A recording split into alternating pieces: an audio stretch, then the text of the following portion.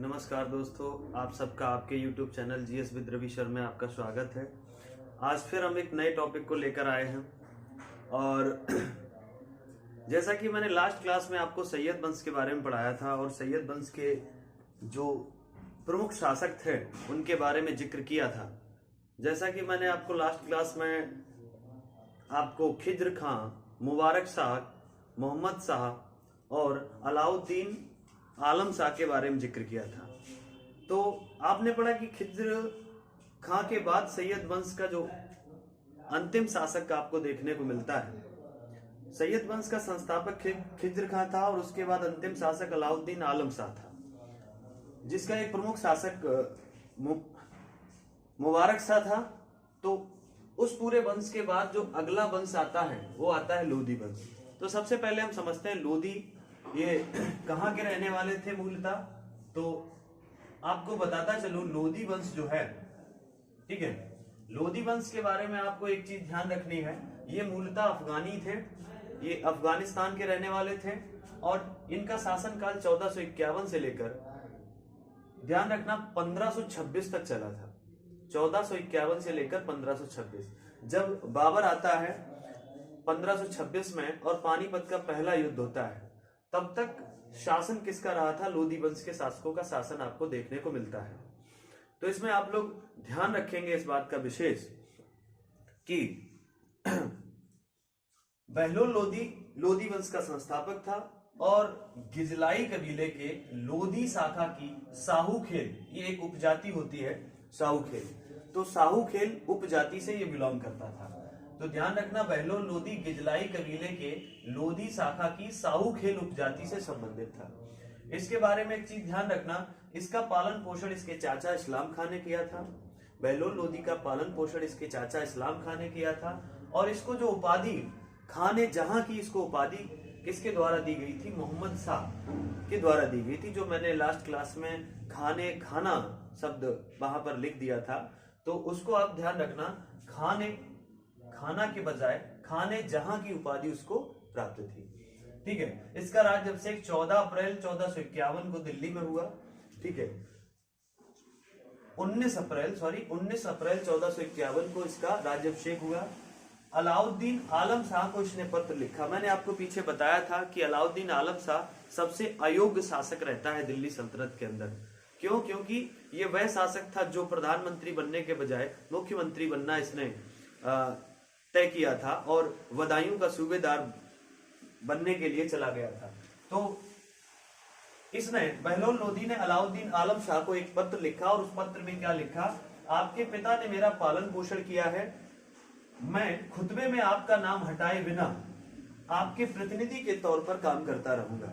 इसने अलाउद्दीन आलम शाह को यह पत्र लिखा था कि आपके पिता की बदौलत ही हम शासक बने हैं, तो मैं आपका नाम बिना हटाए आपके प्रतिनिधि के तौर पर दिल्ली के सुल्तान बना रहूंगा। ये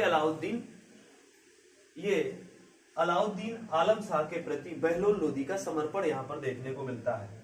अगर इसके सैन्य अभियानों की बात करें तो इसके सामने जो सबसे बड़ा चैलेंज था वो जौनपुर था। मैं बार बार यहां पर जौनपुर का जिक्र इसलिए कर रहा हूं क्योंकि जौनपुर एक ऐसा क्षेत्र डेवलप हो चुका था, एक ऐसा राज्य के तौर पर अस्तित्व में आया था जो लगातार दिल्ली को चैलेंज कर रहा था। तो इसी क्रम में क्या हुआ, इसके समय पर भी ध्यान रखना कि जब महमूद शाह सरकी जो था जौनपुर का शासक, उसका विवाह अलाउद्दीन आलम शाह की पुत्री से हो जाता है। अब ये अलाउद्दीन आलम शाह कौन है? मैं पीछे जिक्र किया है इसकी, अगर आपने वीडियो इससे पहले वाला वीडियो नहीं देखा है तो उसको देखें, तभी सारी सीक्वेंस से वीडियो देखेंगे तभी आपको समझ में आएगा। क्योंकि मैं आपको बता दूं, तुगलक वंश से मैंने वीडियो सीक्वेंस से डालना शुरू किया है। ठीक है, तो MBT से आपको सारी वीडियो जो है प्रॉपर मिलेंगी, फिरोज शाह तुगलक और उसके उत्तराधिकारी और फिर उसके उत्तराधिकारी। तो ध्यान रखना, ये जो महमूद शाह सरकी था, इसका विवाह अलाउद्दीन आलम शाह की पुत्री से होता है, जिसकी वजह से, ध्यान रखना, महमूद शाह सरकी स्वयं को ये मान बैठता है कि जब हम सुल्तान के दामाद हैं तो हम दिल्ली के वास्तविक शासक हुए या दिल्ली के उत्तराधिकारी हुए। तो इसलिए मोहम्मद शाह सरकी स्वयं को दिल्ली का सुल्तान मान बैठता है, जबकि पीछे मैंने आपको बताया है कि अलाउद्दीन आलम शाह ने गद्दी पर किसको बिठा दिया था? बहलोल लोदी को। तो अब स्वाभाविक सी बात यह है कि संघर्ष होगा, डिस्प्यूट होगा। क्यों? क्योंकि जब अलाउद्दीन आलम शाह अपनी पुत्री का विवाह महमूद शाह सरकी, जो जौनपुर का शासक है, इसके साथ कर देंगे, तो ये क्या करेगा? दिल्ली पर अपना आधिपत्य या अपना उत्तराधिकार जाहिर करता है। इसी क्रम में क्या होता है कि जब ये दिल्ली की सत्ता के लिए दावेदारी करता है, तो बहलोल लोदी जो है इसको असफल, इसकी जो रणनीति थी उसको असफल कर देता है। तो लगातार अब महमूद शाह सरकी के जो उत्तराधिकारी थे, महमूद शाह सरकी का जो उत्तराधिकारी था वो था मोहम्मद शाह सरकी। जब आगे जौनपुर का शासक ये बनता है तो ये भी क्या करता है? ये भी जो दिल्ली पर अपनी दावेदारी करता है। कौन? महमूद शाह के बाद मोहम्मद शाह सरकी। तो मोहम्मद शाह के बाद हुसैन शाह सरकी। अगला सुल्तान जो बनता है जौनपुर का वो बनता है हुसैन शाह सरकी। ध्यान रखना, हुसैन शाह सरकी भी क्या करता है? दिल्ली पर अपनी दावेदारी करता है। बहलोल लोदी तंग आ चुका होता है। इन लोगों की दिल्ली को लेकर जो दावेदारी लगातार जौनपुर से चैलेंज मिल रहा था, इसको लेकर बहलोल लोदी बड़ा क्षुब्ध हो गया था। तो बहलोल लोदी ने क्या किया? फाइनली हुसैन शाह सरकी को पराजित किया एक युद्ध के जरिए और पूरा जौनपुर को दिल्ली सल्तनत में मिला लिया। तो आपसे ये प्रश्न परीक्षाओं में पूछा जा सकता है कि दिल्ली सल्तनत के उस सुल्तान का नाम बताओ जिसने जौनपुर का विलय दिल्ली सल्तनत में कर लिया हो। ध्यान रखना है आपको, बहलोल लोदी वह शासक था जिसने जौनपुर का पूरी तरीके से मर्जीकरण कर लिया था, पूरी तरीके से मर्ज कर लिया उसने दिल्ली डायनेस्टी में। और इसी क्रम में आपको एक चीज और याद रखनी है आगे कि बहलोल लोदी ने ये मुल्तान पर आक्रमण किया। मुल्तान पर जब इसने आक्रमण किया तो वहां पर एक रोह एक पर्टिकुलर जगह पड़ती है मुल्तान के पास। रोह में जो अफगान लोग रहते थे, उन अफगानों को पराजित करके उनको दिल्ली सल्तनत में शामिल कर लिया। तो ये एक बहुत इंपॉर्टेंट बात है यहाँ पर, रोह के अफगानों को दिल्ली सल्तनत में शामिल किया और तमाम को सैनिक बनाया। ध्यान रखना, जो उनके सैनिक थे उनको जीतकर दिल्ली सल्तनत में सैनिक बना लिया।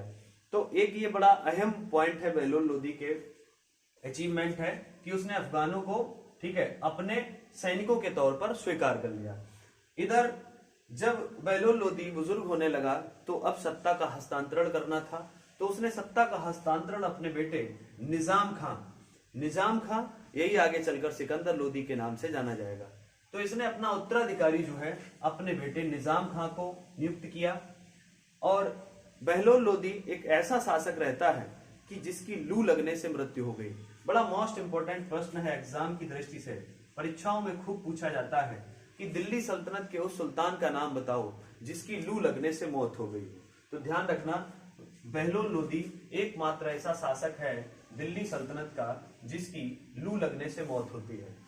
इसने और इसके काम देख लेते हैं। 1/4 टंके के बराबर इसने बहलोली नामक चांदी का एक सिक्का चलवाया था जो बड़ा लंबे समय तक चला। ध्यान रखना, इसने जो बहलोली नामक सिक्का चलाया, बहलोली नामक सिक्का अकबर के समय तक चला। ये इंपॉर्टेंट बात है, एग्जाम में पूछी जाती है कि बहलोली नामक सिक्का जो है इसने जो चलाया था वह कब तक चला था?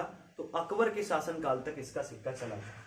इसके अलावा एक चीज और याद रखना, जो सबसे परीक्षाओं में कई बार एग्जाम में पूछा गया प्रश्न है, तो इस प्रश्न को भी आप इंपॉर्टेंट समझना। 48 वर्षों तक शासन किया इसने दिल्ली सल्तनत में। व्यक्तिगत तौर पर पर्टिकुलर किसी सिंगल व्यक्ति के द्वारा जो रूल किया गया है वो सबसे ज्यादा किसी ने किया है तो वो बहलोल लोदी ने किया। ये प्रश्न एग्जाम का सबसे फेवरेट प्रश्न है, तो आप इस पर बहुत ध्यान देना। 48 वर्षों तक शासन किया, जो दिल्ली सल्तनत के शासकों में सर्वाधिक शासनकाल है। ये इंपॉर्टेंट फैक्ट सॉरी, चूंकि स्वास्थ्य ठीक नहीं है फिर भी मैं कोशिश कर रहा हूँ लगातार आपको क्लासें उपलब्ध कराने का। जो हमारे नियमित स्टूडेंट हैं उनको मैं वहाँ कोचिंग में क्लास नहीं दे पा रहा हूँ ऑनलाइन, तो उनको मैं अपने चैनल के माध्यम से प्रयास कर रहा हूँ कि उनकी जो मध्यकालीन इतिहास की श्रृंखला जो मैं पढ़ा रहा था ऑनलाइन, वो श्रृंखला निरंतर जारी रहे और प्रयास कर रहा हूँ छोटी छोटी क्लिप के माध्यम से, छोटी छोटी वीडियो के माध्यम से आप तक ये जानकारी जो है वो पहुँचती रहे। मैं इसीलिए पहले से सारा लिख लेता हूँ ताकि आपको कम समय में पूरा समझाने का काम हो जाए। उम्मीद है आप लोगों को ये वीडियो पसंद आ रही होंगी और तो आप लोग थोड़ा सा सपोर्ट करें। मैंने आपको बार बार यही रिक्वेस्ट किया है कि आप 1000 सब्सक्राइबर पहुंचाने का काम कर दें, बाकी का काम जो है फिर आपको नॉलेज जो मेरा देने का लक्ष्य है वो मैं देता रहूँगा। ठीक है, तो वीडियो कैसी लगी, बहलोल लोदी के बारे में जो जानकारी है एग्ज़ाम के पॉइंट ऑफ व्यू से, इस पर आप लोग वीडियो देखने के बाद कमेंट ज़रूर करें और चैनल को लाइक और सब्सक्राइब ज़रूर करें वीडियो को। ठीक है, और अपना और अपनों का खूब ख्याल रखें, हंसते मुस्कुराते रहें। जय हिंद, जिंदाबाद।